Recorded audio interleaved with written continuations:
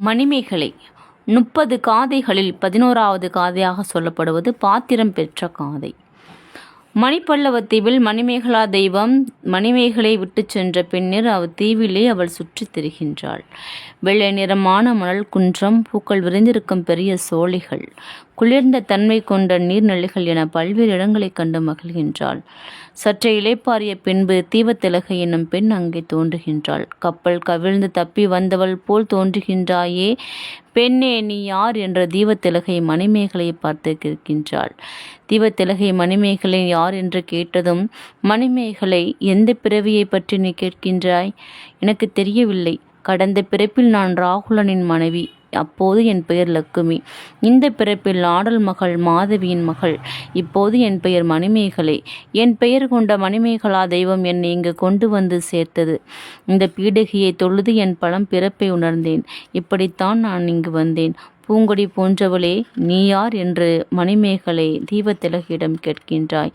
ஆயிலே தன் பிறப்பு அறிந்து தீவத்திலகை செவ்வனமே உரைக்கின்றாள். மணிமேகலை தன் பழம் பிறப்பை அறிந்தது கண்டு தீவத்திலகை பின் வருமாறு கூறுகின்றாள். இந்த தீவின் பக்கத்தில் இரத்தின தீவு என்று மற்றொரு தீவு உள்ளது பெண்ணே. அதில் சமந்தம் என்னும் மலையினது உச்சியில் புத்த பெருமானின் திருவடி உள்ளது. அது பிறவி என்னும் பெருங்கடலை கடக்க உதவும் பெரிய கப்பலாகும். எனவே அதனை தொழுதுவிட்டு வந்தேன். நீ கண்ட புத்த பீடகியே, இந்திரனின் ஆணைப்படி காவல் காப்பவள் நான் தான் என்ற தீவத்திலகை மணிமேகலிடம் கூறுகின்றாள். தரும தலைவன் புத்த பெருமான் உரைத்த பெருமை மிக்க அறநெறியிலிருந்து பிறழா நோன்பினை உடையவர்கள்தான் இந்த புத்த பீடகியை கண்டு தொழும் வாய்ப்பை பெறுவார்கள். பழம் பிறப்பையும் உணர்வார்கள். பசுமையான கொடி போன்ற பெண்ணே, மணிமேகலையே, அப்படிப்பட்டவர்கள்தான் இந்த உலகில் மிகவும் அரியவர்கள். நீயோ இந்த பேற்றினை பெற்றாய். எனவே நான் கூறுவதை அழகிய பெண்ணே, நீ கேட்பாயாக என்று மணிமேகலையிடம் தீவத்திலகை கூறுகின்றாள். இந்த பெரிய புத்த பீடகியின் முன்னர் குவளை மலர்களும் நெய்தல் மலர்களும் கலந்து வளரும் கோமுகி என்ற பெரிய நீர் நிறைந்த குளம் ஒன்று உள்ளது. அதில் இளவேனில் காலத்தில் வைகாசி மாதம் 13ஆம் நாள் சென்ற பின்னர் மேனம் நாள் வரும்பொழுது அமுத சுரபி என்னும் பாத்திரம் தோன்றும். அந்நாள் புத்த பெருமானின் அவதார திருநாளாகும். அப்பாத்திரம் மாபுத்திரன் என்பவன் கையில் வைத்து கொண்டு அறம் செய்த பாத்திரம் ஆகும். அது தோன்றும் நாள் இன்றுதான். நீயும் இங்கே இருக்கின்ற. நீ அதனை கை கொண்டு பங்கு பெறுவாயாக என்ற தீவத்திலகை மணிமேகலையிடம் கூறுகின்றாள். அந்த அமுத சுரபியில் போட்ட சோறு அள்ள அள்ள குறையாது. வாங்கிய உண்ணுனர் கைதான் வருந்துமே தவிர நறுமலர் அறிந்த பெண்ணே, உனது ஊருக்கு சென்று ஆசான் அரவண அடிகளிடம் கேட்டு மேலும் தெரிந்து கொள்வாயாக என்ற தீவத்திலகை மணிமேகலிடம் கூறுகின்றாள். அதனை கேட்ட மணிமேகலை அவளுடன் சேர்ந்து பீடகியை தொழுத பின்னர் கோமுகி பொய்கையை வலம் வந்து நிற்கின்றாள். கோமுகி பொய்கையை வலம் வந்த இளங்குடியான மணிமேகலை கையில் அமுத சுரபி பாத்திரமானது வந்து நின்றது. அதனை கண்ட மணிமேகலை அளவில்லாத மகிழ்ச்சி கொள்கிறாள். அமுத சுரபி மணிமேகலை கையில் கிடைத்தவுடன் தீவத்திலகையும் மணிமேகலையும் மாறி மாறி புத்தர் திருவடிகளை போற்றினர்.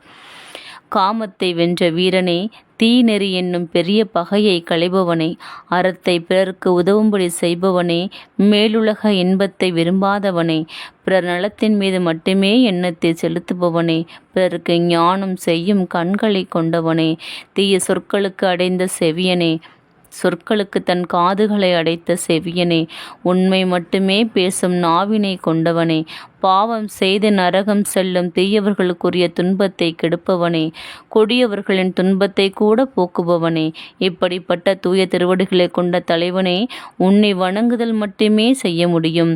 வாழ்த்துதல் என்பது நாவிற்கு ஆகாது. இவ்வாறு புத்தனின் திருவடிகளை இருவரும் போற்றுகின்றார்கள். பசிப்பினி என்னும் பாவியாகிய பகை குடிப்பிறப்பின் பெருமையை அளிக்கும் திறம் படைத்தது. சிறப்புகள் இல்லாமல் செய்துவிடும். வாழ்க்கையில் பெரும் புனை போன்ற கல்வியை கைவிட்டுவிட செய்திடும். செய்யத்தகாதனவற்றை தடுக்கும் நாணத்தை இழக்கச் செய்திடும். உடல் அழகை கெடுத்திடும். பெண்ணுக்கு முன்னால் நிற்க கூட தயங்காமல் நிறுத்திவிடும். இவ்வாறு பசிப்பினி மனிதனை சீரழிக்குமே தவிர அதனால் அதனை தீர்ப்பவரின் புகழை நாவால் மொழியால் முழுமையாக சொல்ல இயலாது என்று தீவத்திலகை கூறி தொடர்ந்தாள். புல்லும் மரமும் புகையும் அளவும் வெயில் சுட்டரித்து உயிரினம் அடியுமாறு மலைவளம் குன்றியது அந்நாட்டில். அப்போது அரசை துறந்து தவம் மேற்கொண்ட அந்தணராகிய விஸ்வாமித்திரருக்கு பசி ஏற்படுகின்றது. அப்பொழுது பசி கொடுமை தாங்காது தின்னக்கூடாத நாயின் ஊனை உண்ணும் சூழ்நிலைக்கு அவர் தள்ளப்படுகின்றார். அந்நிலையிலும் கூட விஸ்வாமித்திரர் இந்திரனுக்கு படைத்துவிட்டு உண்ண விரும்புகின்றார். அதனை கண்ட மழை தெய்வமாகிய இந்திரன் நாடு செழிக்க மழை பொழிய செய்கின்றார். தேவையுடன் இருப்பவர் உதவுவார்கள். இம்மையில் செய்தால் மறுமையில் புண்ணியம் கிடைக்கும் என்று உதவுவார்கள். பசி ஆற்ற வழியில்லாதவருக்கு பொறுத்து கொள்ள இயலாமல் தவிப்பருக்கு உணவு அளித்து காப்பவர் உலகின் மெய்யான வாழ்பவர் ஆவார். உலகில் வாழும் யாராக இருப்பினும் ஓர் உயிருக்கு உணவு கொடுப்பவர்தான் உயிர் கொடுப்பவர் ஆகிறார். உண்டி உதற்றே உணவின் பிண்டம், உண்டி கொடுத்தோர் உயிர் கொடுத்தோரே என்று குறிப்பிடுகின்றாள் தீவத்திலகை. அத்தகைய உயிரை கொடையாக அளிக்கும் பெரும்பேறு பெற்றிருக்கின்றாய் மணிமேகலையே, நீ குற்றமற்ற நல்லறம் பூண்டு வாழும் வாழ்க்கையை காணப்போகின்றாய் என்ற தீவத்திலகை மணிமேகலையை பார்த்து கூறுகின்றாள். நான் விட்டு விட்டு வந்த முற்பிறவியில் என் காதல் கணவன் ராகுலன் திட்டிவிடம் என்ற விடப்பாம்பு கடித்து இறந்து போயினான். அவனை தீ மூட்டிய சிதையில் நானும் உயிரோடே இறங்கி உயிரை களைந்தேன். அதற்கு முன் சாது சக்கரன் என்ற முனிவருக்கு உணவளித்து அவர் அருளை பெற்ற நினைவு கனாவை போல வந்தது. அப்போது அம்முனிவருக்கு உணவிட்டதன் பயன்தான் இப்போது இந்த அமுத சுரபி என் கைகளுக்கு கிடைத்துள்ளது. நாவலந்தீவில் பலர் வளமுடையோர் வீட்டினருகே கிழிந்த துணிகளை உடைத்து கொண்டும் காய்ந்த வயிற்றுடனும் பெரும் பசியால் வெயில் மழை என்று பாராமல் அங்கும் இங்கும் ஊருக்கு வெளியேயும் அலைந்து கொண்டிருக்கின்றார்கள். பெற்ற குழந்தையின் முகத்தை பார்த்ததும் பால் சுரக்கும் தாய்மொழி போல இந்த வியப்புக்குரிய பாத்திரம் உணவு சுரக்கும் தன்மையுடையதாகும். பசியுற்றோர் மகிழும்படியாக அவர் உயிருக்கு மருந்தாக அமையும் உணவினை இப்பாத்திரம் மூலம் அவருக்கு உதவும். அதனால் அவர் முகம் மலர்வதையும் நான் காண விரும்பப் போகின்றேன் என்று மணிமேகலை தீவத்திலகையிடம் கூறுகின்றாள். பசிப்பினி நீக்களின் பயனை நான் சொல்ல மறந்தே விட்டேன். நீ அதனை சிறப்பாக எடுத்துரைத்து விட்டாய். அறத்தினை அருளோடு செய்யும் சிறந்தவருக்கு அல்லாது இப்பாத்திரம் பயன் தராது. ஆனால் அவ்வருள் உனக்கு உண்டு மணிமேகலையே. அதனால் அதன் பயனையும் உணர்ந்திருக்கின்றாய். இனி நீ எழுந்து சென்று பயன் கொள்வாயாக என்ற தீவத்திலகை அறிவுறுத்துகின்றாள். மணிமேகலை தீவத்திலகின் அடிகளை வணங்கினாள். பின்னால் அமுத சுரபி பாத்திரத்தை கையில் ஏந்தி கொண்டாள். புத்த பீடிகையை வலம் வந்து வணங்குகின்றாள். பின்னர் வானத்தில் எழுந்து மணிமேகலா தெய்வம் சொன்ன நாள் வந்ததை நினைத்து மந்திரம் உச்சரித்து பறக்கின்றாள். 7 நாட்களில் உன் மகள் வருவாள் என்ற தெய்வம் சொன்ன நாளும் வந்தது. தன் மகளை காணவில்லை என்று மாதவி வருத்தம் கொள்ளும் வேளையில் மணிமேகலை அவள் கண்முன் தோன்றி நடந்த அற்புதத்தை கூறுகின்றாள். முற்பிறவியில் அறிந்த மணிமேகலை தன் தாய் மாதவின் உட்பிறவியும் பெயரால் அழைத்தாள்.